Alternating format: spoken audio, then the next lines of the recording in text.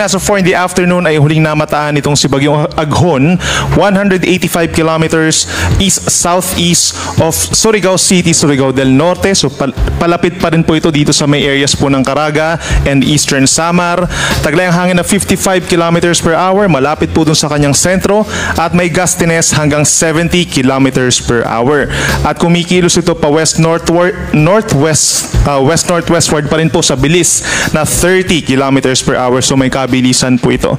Base sa ating latest satellite animation, yung direct effect po nitong si Bagyong Aghon ay nararamdaman na dito sa may Eastern Visayas at mga kalapit na lugar dito rin sa may Caraga region and mga nearby areas such as Davao region, Northern Mindanao, Central Visayas, and even southern portion of Bicol region. Yung mga outer cloud bands, kung mapapansin din po nila, ay siyang humahagip din dito sa ilang bahagi pa ng Southern Luzon, Western Visayas, and western portions of Mindanao. Ito po ay hindi naman direct